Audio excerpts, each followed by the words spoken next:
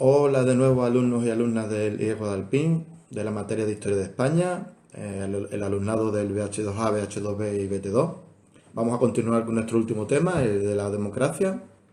Eh, en el vídeo anterior nos lo dejamos en la tercera etapa del gobierno socialista y estuvimos comentando una serie de problemas que venía arrastrando este gobierno con, que vamos a ampliar en un apartado exclusivo para los problemas que tuvo el gobierno del PSOE. Antes de empezar con el cuarto gobierno socialista, y luego vamos a ver hoy también, aparte de este cuarto gobierno, la economía y los propios problemas que hemos comentado que darían lugar al cambio de gobierno, a la llegada del PP, del Partido Popular al poder, vamos a aclarar el gazapo del vídeo anterior, en el cual os comenté que el primer AVE de España fue la línea Madrid-Barcelona, y eso no es cierto. La primera línea de alta velocidad en España de tren unió las ciudades de Sevilla y Madrid. Madrid-Sevilla, Sevilla-Madrid, en el año 92 fue el primer AVE que tuvimos en España. Luego ya paulatinamente se fue instalando el AVE hasta Barcelona. Esa línea paraba, por ejemplo, en Zaragoza, o la nuestra que tenemos en Málaga. En fin, ya se ha ido extendiendo la red a la mayoría de territorios de nuestro país. Curiosamente no hay un AVE que una la segunda y la tercera ciudad de España, que son Barcelona y Valencia, en lo que lleva un proyecto que lleva años llamado el Corredor Mediterráneo, en el cual Marbella también se ve directamente afectado porque sería una línea que uniría desde Algeciras hasta la salida de Cataluña hacia Francia, y ese proyecto nunca ha llegado a cumplir. Bueno, vamos a continuar con nuestra clase de hoy. En el año 93 lo dejamos en una situación complicada el PSOE. Es curioso, os recomiendo que busquéis un debate que tuvieron en televisión, creo que fue en Antena 3 o en Telecinco, porque hubo dos debates, pero no recuerdo cuál, pero en YouTube se ve muy clarito, un debate entre los dos grandes candidatos al poder en este momento, que eran Felipe González por parte del PSOE, que optaba a la reelección, y José María Aznar, que era el aspirante por parte del Partido Popular para ser elegido presidente del gobierno. Hubo un debate en el año 93 en el cual Aznar, la verdad que llevaba todas las de ganar, porque la gestión del PSOE, bien por desgaste de tantos años en el gobierno, bien por todos los escándalos que se fueron destapando, o por los motivos que fuese, pues estaba siendo ya muy precaria, muy nefasta. Pero Felipe González logró ganarle por lo menos este primer debate a Aznar, le dio la vuelta a la tortilla, y los españoles acabaron votando otra vez al PSOE, aunque en esta vez con una mayoría simple. Este último gobierno del PSOE, que va del año 93 al 96, pues nada más, viendo la duración ya podéis imaginaros que no fue bien, puesto que no llegó a cumplir los 4 años, porque hubo que adelantar las elecciones, y aparte pues se ve más precarizado, pues como podremos ahí en los apuntes, hubo la necesidad de pactar con CiU, con Convergencia y Unión, que era el Partido Nacionalista Catalán de derecha, el Partido Nacionalista Catalán de izquierda, Esquerra Republicana, y con Jordi Pujol, que era su líder, pues se llegaron a una serie de acuerdos. También se buscó el apoyo del PNV, pero al final se logró con CiU. Aznar sí que va a pactar tanto con CiU como con el PNV, ya lo veremos. La cuestión es que este gobierno viene arrastrando todos los problemas que vamos a comentar luego, y aparte pues se le suman algunos más que surgen en este periodo, o que se destapan, mejor dicho, en este periodo. Por ejemplo, una serie de escándalos de corrupción, es decir, de coger dinero público y malversarlo y llevártelo al bolsillo, o llevártelo a lugares como Suiza, donde no se declaran. Pues por ejemplo, el presidente del principal banco hasta el momento del país, que fue Mario Conde, con Banesto, había desviado fondos a Suiza, se había quedado con dinero de sus clientes. Y luego también el presidente del Banco de España, ni más ni menos, que era Mariano Rubio, también desvió dinero público hacia Suiza. Luego tenemos también un escándalo en la Dirección General de la Guardia Civil, cuando su líder, Luis Roldán, cogió y reformó multitud de casas cuartel. La casa cuartel es un elemento que cada vez se ve menos, pero que tradicionalmente ha albergado tanto el cuartel de la Guardia Civil como la vivienda de los propios guardias civiles. Por cierto, era un objetivo prioritario de ETA. Muchos niños, hijos de guardias civiles, mujeres y tal, que han muerto por culpa de los atentados en las casas cuarteles. Pero aquí se trata de la construcción de nuevos y de reforma de otros casas cuarteles de la Guardia Civil que se les daban a empresas que previamente habían pagado un soborno al director de la Guardia Civil, a Luis Roldán, por tal de coger la concesión de esta empresa. Luego esta empresa reconstruía las casas cuarteles o las construía nuevas y cobraba muy por encima del precio de mercado, con lo cual, por un lado, Luis Roldán robaba dinero directamente, pues le cogía el dinero a las empresas y luego las empresas cogían dinero público y lo inflaba la factura. Ahí pues ese escándalo también se destapó, Luis Roldán huyó de la justicia, se instaló en París en un piso escondido durante unos años, o unos meses mejor dicho, y finalmente se entregó. Hay una película que se llama El hombre de las mil caras que cuenta su historia. Y luego tenemos el caso de Laza y Zabala, que es otro de los casos de corrupción, no de corrupción, sino de la guerra sucia contra ETA. En este caso el GAL, que era el grupo que formó la policía, que no tenía ninguna garantía constitucional y que había hecho tortura, secuestro, había practicado casi los mismos métodos que practicaba la banda terrorista, cogió a dos personas que eran Laza y Zabala, dos ciudadanos, que pensaron que eran etarras, creo que lo confundieron por el apellido, no estoy seguro con por qué se generó esta confusión, y los torturaron, los mataron y los enterraron en Calviva. Lo cual, imaginar cuando eso salió y se supone que miembros de altos cargos de la policía y del gobierno lo sabían. Bueno, este gobierno, aparte de estos escándalos puntuales, que son muy significativos, tenemos unos problemas más generales que se derivan de la recesión económica. Encima, Europa, para entrar en el euro, España ya pertenece a la Unión Europea desde 1966 a partir de una serie de medidas económicas y sociales que se tuvieron que hacer. Y ahora para entrar en el euro, que va a empezar a andar a partir de 2001, se le empieza también a buscar exigir a España una serie de medidas si quiere formar parte del mercado común. Estas medidas suponen una serie de recortes económicos que son impopulares. Claro, cuando se recortan ayudas por el desempleo, se recortan ayudas a empresas o se suben los impuestos, se aprieta en el tema fiscal o se establecen determinados horarios para los bares, para los negocios, a los empresarios se les piden más garantías para los trabajadores, más seguridad en las empresas, una serie de medidas que exigen una inversión por parte del empresario, un control por parte de los ciudadanos. España tenía mucho dinero negro que va a empezar a ser más controlado y todo ello pues supone impopularidad. Y como os decía antes, el gobierno dependía del apoyo de Convergencia y Unión, y Convergencia y Unión se negó a firmar los presupuestos generales del año 95.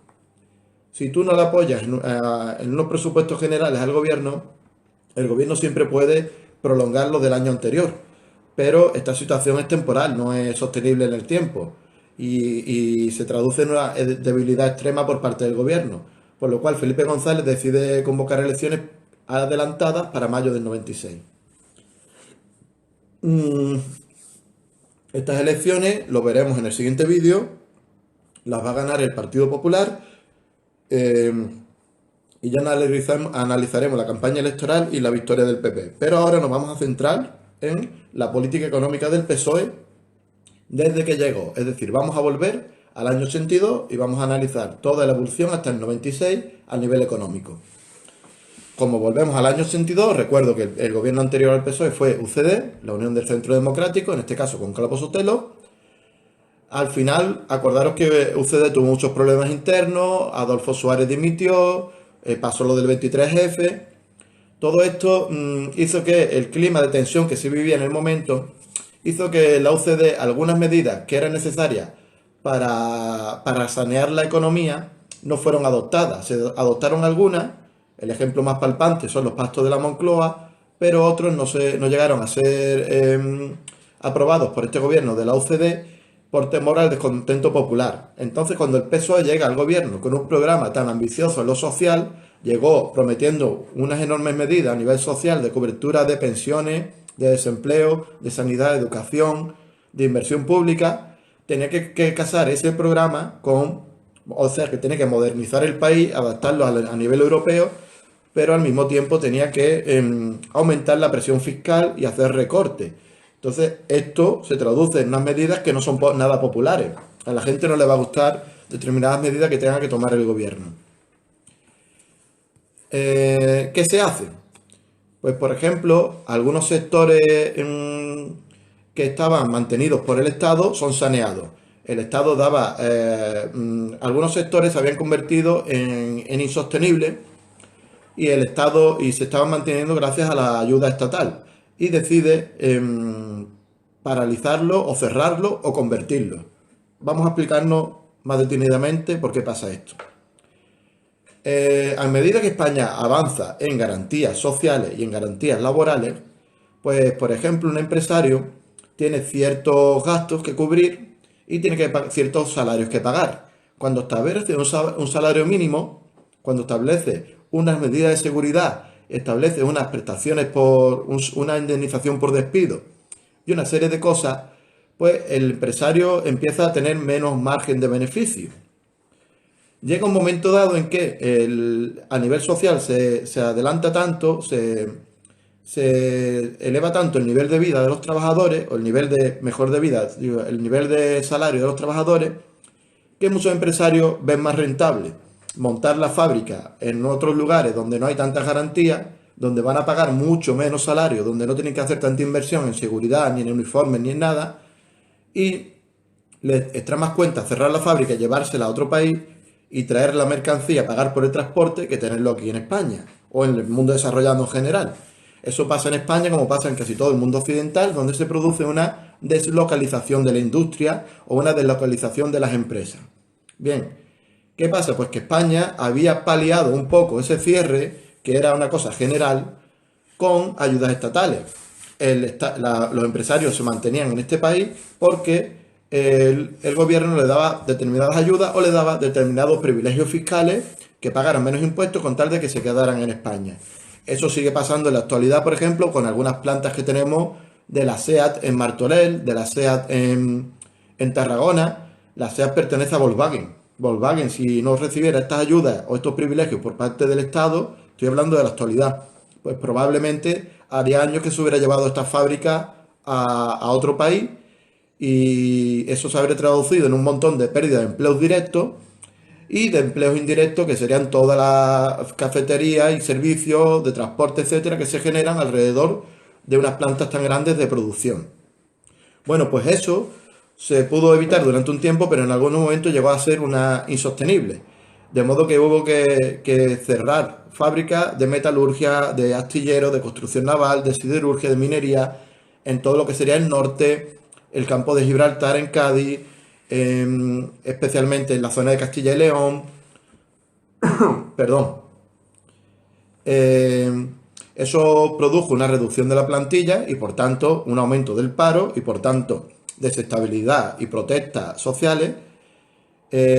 Además se juntó con que la mujer se había incorporado al mundo laboral, porque la mujer durante el franquismo, ya lo estuvimos viendo, estaba orientada a que se quedara en casa, muchas mujeres trabajaban, pero el franquismo no las metía ni siquiera en las cifras de paro. Claro, cuando en democracia empezamos a contar las cifras de paro, incluimos a las mujeres, gente con corto de mira hacía una lectura que decía que la democracia traía paro. No, perdona, es que la democracia contaba a todo el mundo que estaba desempleado, incluidas las mujeres, los jóvenes. El franquismo no contaba nada de eso y parecía que todo el mundo estaba en pleno empleo. Tampoco eran las cifras reales del todo.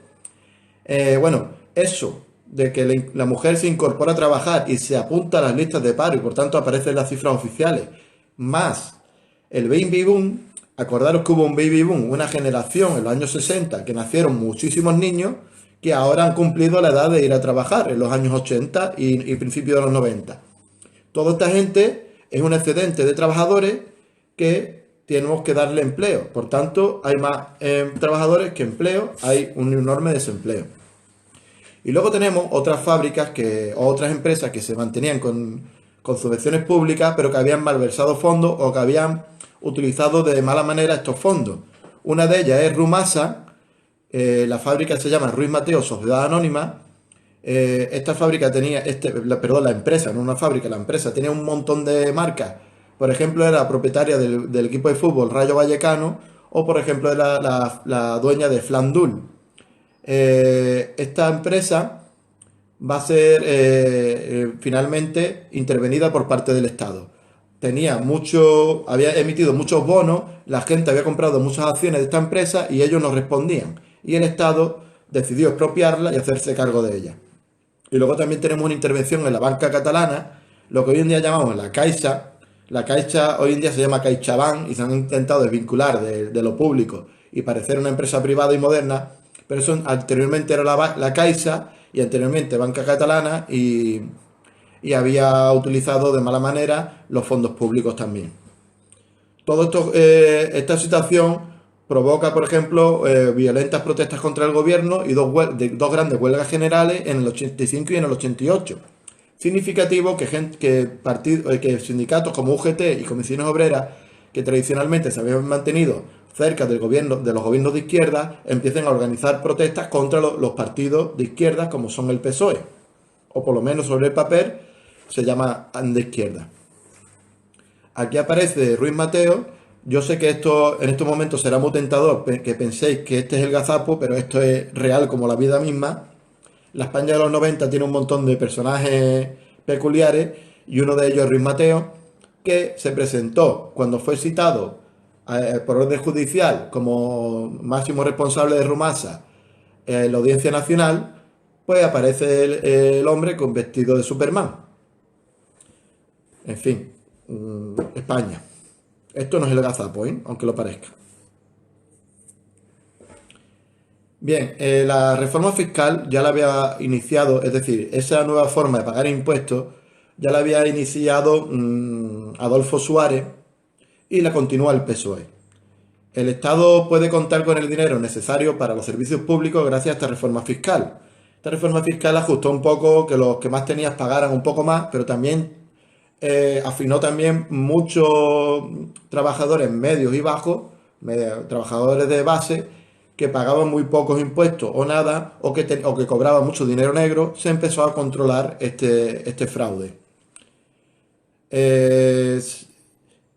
Sobre todo se intentó mejorar la conciencia de lo importante para pagar impuestos, de lo importante que es pagar impuestos para mantener todo esto. Campañas de publicidad, la famosa campaña de publicidad de Hacienda Somos Todos, que luego utilizaría la infanta no hace mucho para justificar una serie de prácticas de su marido. Los resultados de esta política fiscal se tradujeron en una menor inflación, es decir, los precios subieron menos. La balanza comercial se recuperó un poquito. Acordaros que hablamos de una devaluación de la peseta, eso supone una mayor inversión por parte de los extranjeros. Por tanto, si compensas lo que exportas con lo que importas, vas equilibrando la balanza comercial. Claro, a partir del 85 se ve favorecida España por la integración en la Comunidad Económica Europea, porque España al principio forma parte de los países que tienen menos dinero que la media. Cuando tú tienes menos dinero que la media, eres subvencionado por Europa. Cuando España se va desarrollando económicamente, por ejemplo, en estos momentos, ha habido muchos años en los cuales España tiene más dinero que la media y por tanto era de los que pagaba y no de los que cogía. Se supone que es una forma de redistribuir la riqueza a nivel europeo. Se produjo, gracias a la poca inflación, un aumento del poder adquisitivo de los ciudadanos. No quiere decir que los ciudadanos cobraran mucho más, sino que al estar controlados los precios, aunque te subiera el salario muy poquito, tu poder adquisitivo iba subiendo.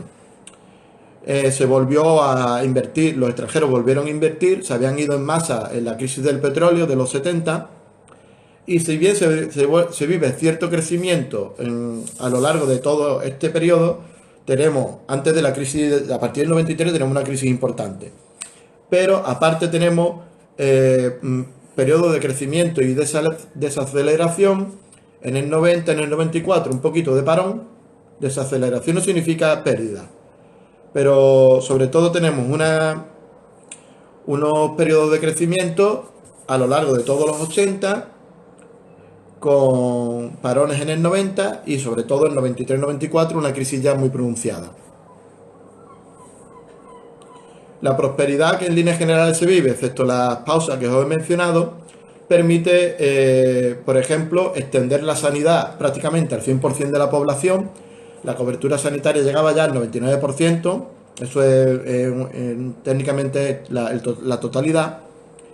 Y en cuanto a los estudios, pues los españoles empezaron a estudiar mucho más. La escolarización primaria prácticamente fue del 100%, la secundaria muy elevada, incluso se llega a doblar, y también la universitaria. Muchos más españoles van a acceder a los estudios medios y superiores, mucho más que en épocas anteriores. En este periodo se había aprobado primero la reforma universitaria y la LODE, y posteriormente también se aprobó en el año 90 la LOCSE.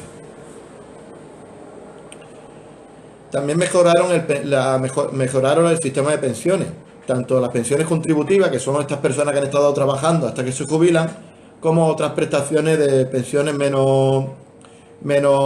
humildes para viudas, para otro tipo de pensiones que son derivadas del trabajo. Y luego también se aumentaron las prestaciones por desempleo.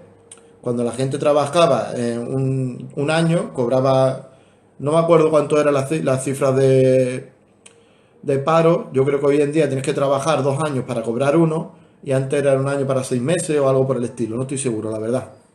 La cuestión es que a partir de X meses cotizados cobrabas una proporción. Surgieron algunos fraudes con el cobro de las pensiones y con la extensión de la economía sumergida, es decir, con el dinero negro. También se aprovechó para mejorar las infraestructuras con la construcción de muchísimas autopistas y autovías. Se van abandonando poco a poco las carreteras de doble sentido, las carreteras nacionales de doble sentido, y se van construyendo estas autopistas de peaje y estas autovías.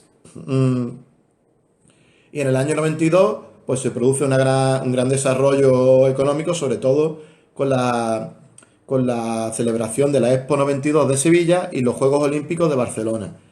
Ambos eventos suponen un desarrollo económico muy importante, pero muy puntual, muy precario, en el sentido de que una vez que has terminado de modernizar la ciudad, ambas ciudades, digamos que tienen un lavado de cara importante en cuanto a avenidas, aceras, iluminación, se modernizan considerablemente ambas ciudades, accesos, aeropuertos, infraestructura, tienen un gran desarrollo. Luego se construyen muchos hoteles para albergar toda la demanda de gente que va a llegar. La mayoría de todo el mundo está trabajando, incluso absorbe mucho trabajo de las áreas de alrededor y del resto de España. Todo esto está muy bien para desarrollar la economía, pero no es sostenible. Es decir, una vez que pasa el evento, se produce una gran crisis económica.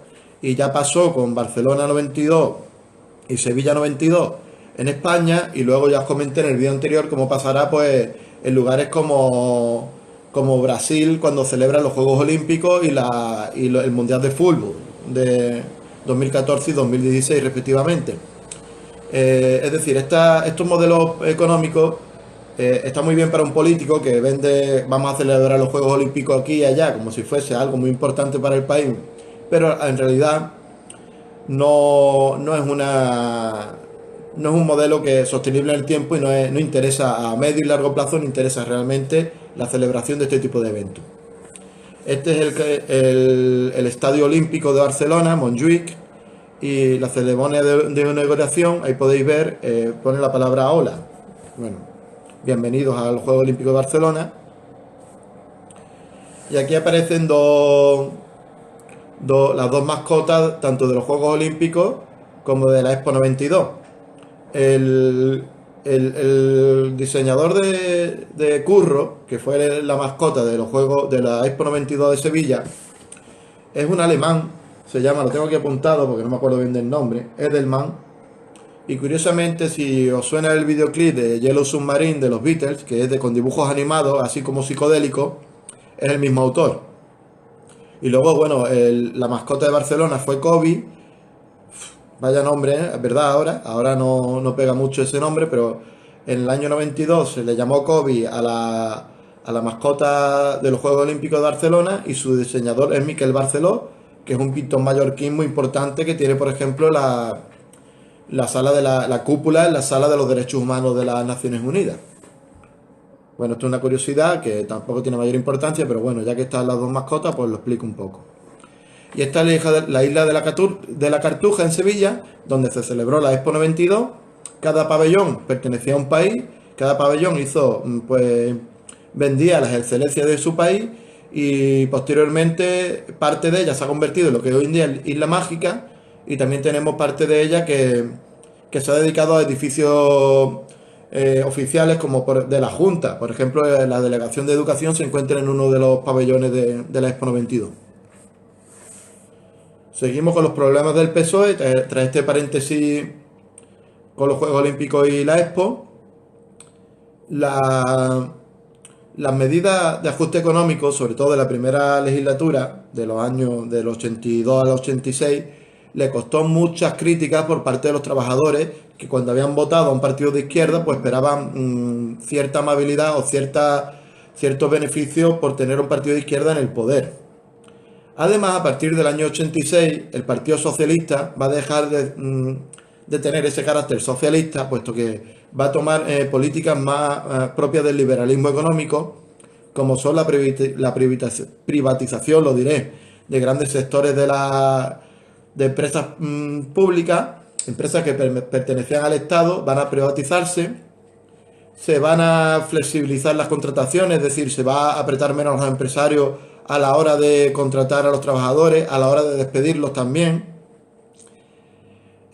Cuando ahora veáis al PSOE hablando de derechos laborales y criticando las medidas del PP, no podemos perder de vista que ellos también han tenido unas reformas laborales muy duras para los trabajadores.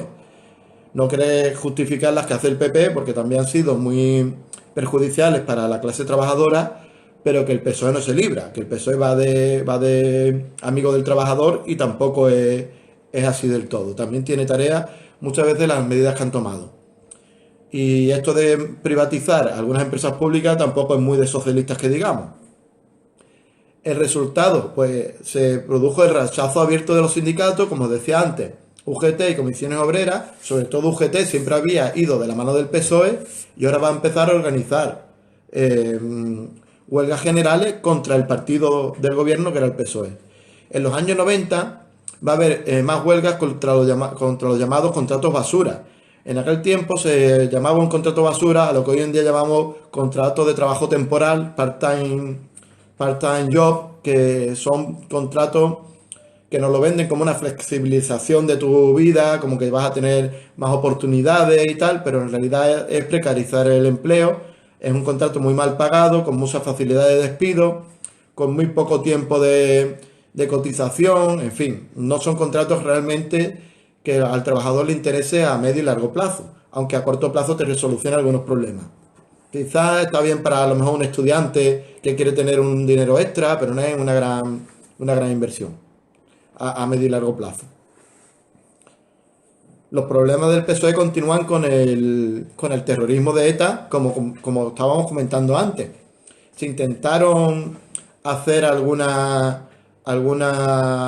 acercamiento, negociar la rendición de la banda terrorista, por ejemplo, con los pactos de Ajuria y Enea, donde, bueno, en el pacto de Ajuria y Enea se unen todos los partidos para luchar contra el terrorismo, excepto HB, Ribatasuna, que sería la izquierda Abertzale. Pero se hicieron también acercamientos a la banda terrorista, por ejemplo, las conversaciones de Argel, donde en Argel se reunieron, por un lado, miembros del gobierno y por otro lado, miembros de ETA, para intentar un fin de la violencia, entregar las armas y a cambio, pues, por ejemplo, los presos que estaban esparcidos por toda España, acercarlos al País Vasco, o, por ejemplo, permitir la reinserción de estos en la sociedad.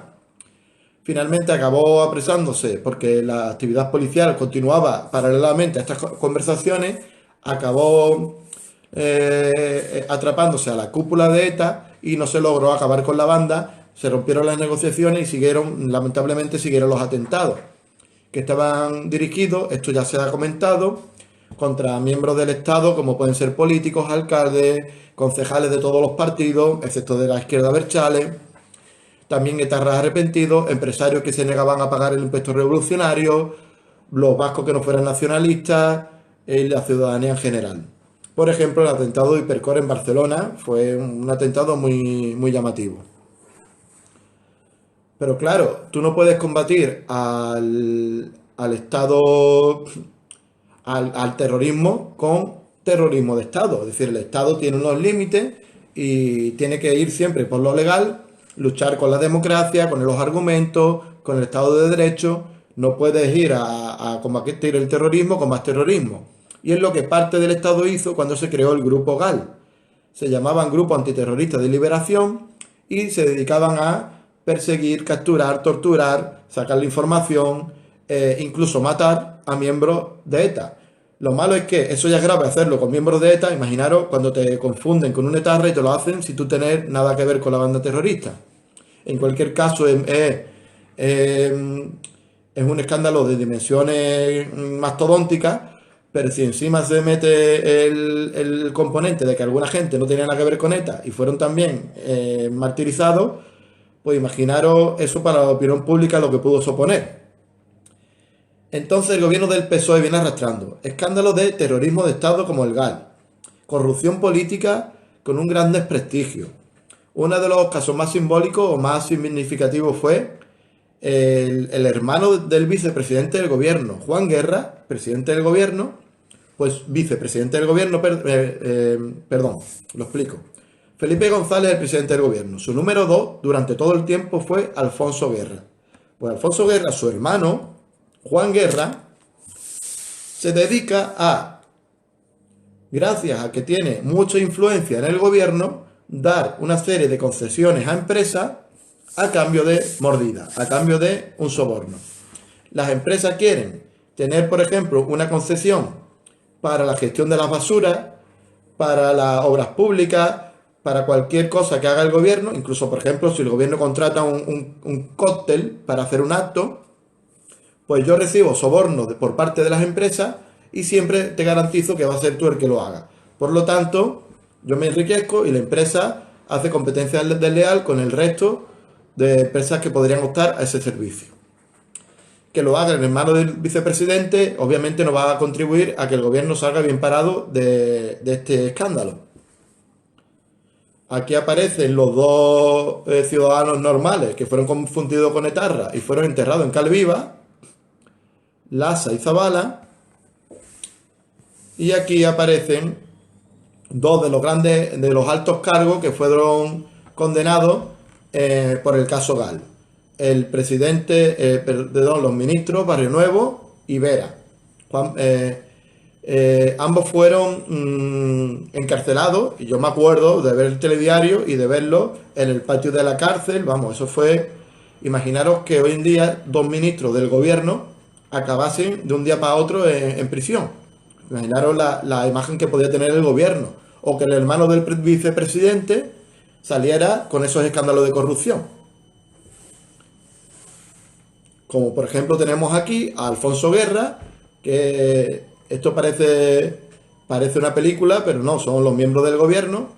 Ya hace años que habían soltado la cazadora y se habían puesto la corbata, porque esta gente llegaron al gobierno con una imagen muy joven, muy fresca, pero acabaron poniéndose el traje y la corbata, tardaron 2 minutos en hacerlo. Alfonso Guerra es el que vemos en primera instancia a la izquierda, y el calvo con barba es Juan Guerra, su hermano. El que se está abrochando la chaqueta es el que protagonizó todos los escándalos de corrupción.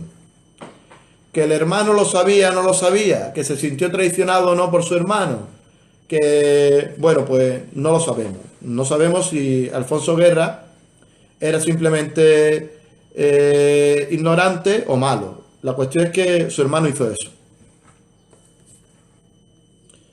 Y aquí tenemos otro de los personajes que hemos mencionado en los problemas de corrupción, los escándalos de corrupción que se producen durante el gobierno del PSOE, algunos directamente ligados al PSOE, como Juan Guerra o Barrio Nuevo y Vera, y otros, bueno, indirectamente, pero bueno, son altos cargos que están puestos durante el gobierno del PSOE. Por ejemplo, Mario Conde, el líder de Banesto, dueño de Banesto, Luis Roldán, el de la Guardia Civil, y Mariano Rubio, el del Banco de España. Los problemas del PSOE, por tanto, se traducen en el declive socialista. Ya hemos dicho que en su último gobierno fue de coalición con CiU, pero antes de eso tenemos la Expo y las Olimpiadas de Barcelona, que tras la celebración de ambos eventos se va deteriorando, se va hundiendo la economía. Primero, crearon un gran empleo, dan prestigio internacional, revitaliza la economía, pero una vez se termina, se paraliza todo el crecimiento económico y se produce un aumento del paro. Encima, se había firmado el Tratado de Maastricht, que es una serie de medidas de austeridad, que todavía venimos arrastrando, por cierto, que, entre otras cosas, supuso la congelación de salarios de los funcionarios. Maastricht es un tratado económico que digamos que es el punto de partida de lo que luego será el euro.